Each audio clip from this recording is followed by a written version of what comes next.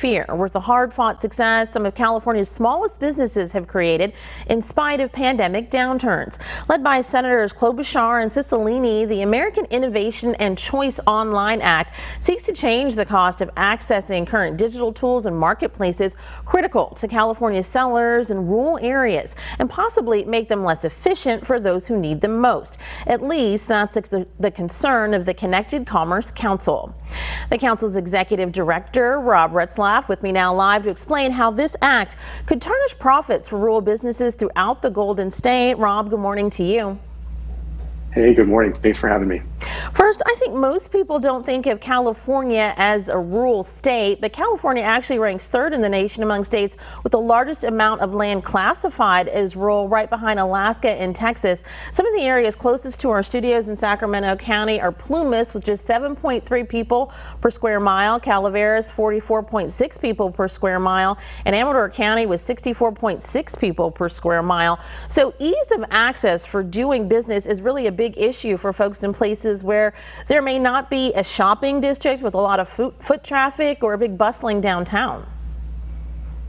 Yeah, I mean, that's exactly it. We recently just came up with a study that looked into how rural small businesses are selling their products to customers, not just within their geographic regions, but also across the state and across the country as well. And what we found interesting from this latest research is that online sales are disproportionately more important to rural sellers than to small sellers generally. With this particular study, we found that rural small businesses prefer an online approach when selling their product. And what we mean when we say online sales methods is small businesses using online web stores powered by platforms like Shopify and online marketplaces like Amazon, eBay, and Etsy to reach new customers. For California rural small businesses, we found that 41% of their total revenue comes from online sales, which is pretty significant. And let's go over some of those numbers again. You surveyed 1,000 rural sellers nationwide, 210 of them in California, and 59% actually use those web stores hosted by services like Shopify and Wix that you mentioned to connect with customers. 57% use online marketplaces like Amazon and Etsy. So no debating how important these resources are. And this proposed act might change what's already working well for these entrepreneurs. Yeah, I mean, so the bill that you just referenced, the American Innovation and Choice Online Act, right now going through Congress, is a bill that would prohibit certain online platforms from preferencing their own affiliated product. Now, when we say preferencing, that's essentially a term for the traditional integration of products and services that allow the platform to all work efficiently and seamlessly together. And these preferencing bills would impair a covered platform, the large tech company, from delivering value to consumers and small businesses, and create a great deal of confusion and uncertainty about what kind of product is permissible and how they're able to operate within the boundaries of the law. Now, I just have to ask you about that because supporters of this legislation would say that you have just really got this all wrong and that it actually stops business bias online, preventing online platforms from favoring their own products and unfairly limiting competition, which would be great things for all businesses, rural and urban.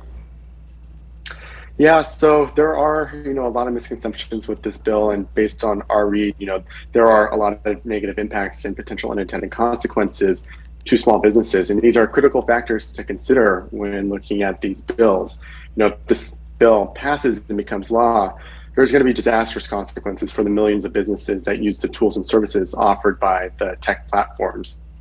To give you an example, when it comes to Amazon, the legislation would endanger the seller's ability to sell products based on, how they're listed on the marketplace. And based on our read of the bill, it would make it impossible for Amazon to continue to offer Prime services to small sellers that would ultimately break Prime.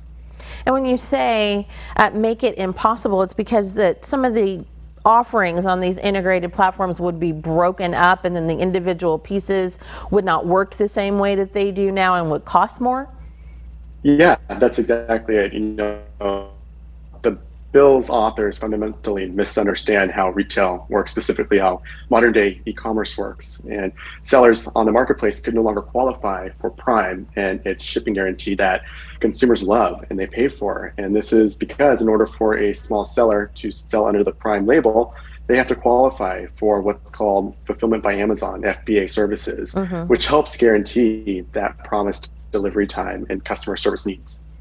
Alrighty, we know the lawmakers have obviously done their research and put together and put forward something that they believe in that might be protecting businesses. You guys just have differing opinions. With all the data that you've collected, have you gone to the lawmakers behind this particular proposed act and tried to present how you think this is going to impact these rural sellers in California and across the country, because this is still moving toward a vote?